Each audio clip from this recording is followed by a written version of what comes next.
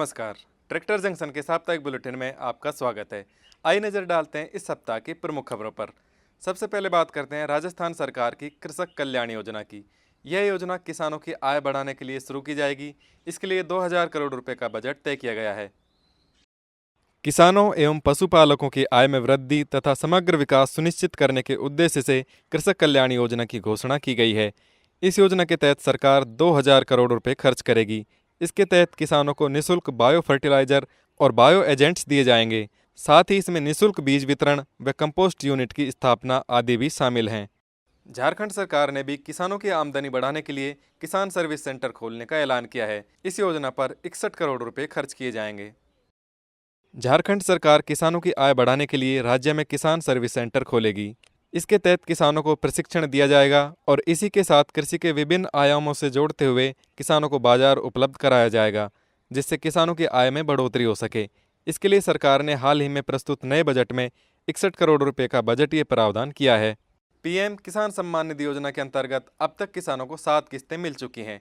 अगर किसी ने अभी तक रजिस्ट्रेशन नहीं करवाया है तो 31 मार्च तक रजिस्ट्रेशन करवाकर 8वीं किस्त पा सकते हैं। इसमें सरकार किसानों के खातों में साल में 3 बार 4-4 माह के अंतराल में पैसा ट्रांसफर करती है। इस प्रकार किसानों को इस योजना के माध्यम से हर 4 महीने के अंतराल में 2000 रुपये और कुल मिलाकर सालाना 6000 रुपये की मदद की जाती है।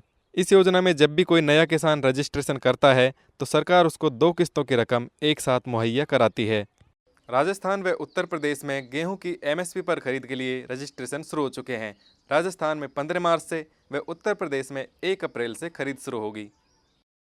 उत्तर प्रदेश में समर्थन मूल्य पर गेहूं की खरीद हेतु पंजीकरण 1 मार्च से शुरू कर दिए गए हैं।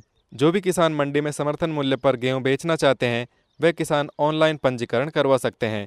इसके बाद सरकार के द्वारा 1 अप्रैल 2021 से गेहूं की खरीदी की प्रक्रिया शुरू कर दी जाएगी। राजस्थान में समर्थन मूल्य पर गेहूं की खरीद 15 मार्च से शुरू की जाएगी, जिसके लिए पंजीकरण की प्रक्रिया 12 मार्च से शुरू हो चुकी है। किसान भाइयों की जबरदस्त मांग को देखते हुए स्वराज ट्रैक्टर्स ने अपना उत्पादन बढ़ाने की तैयारी कर ली है। अभी देश भर में स्वराज ट्रैक्टर्स के 3 प्लांट हैं। जल्दी चौथा प्लांट शुरू किया जाएगा।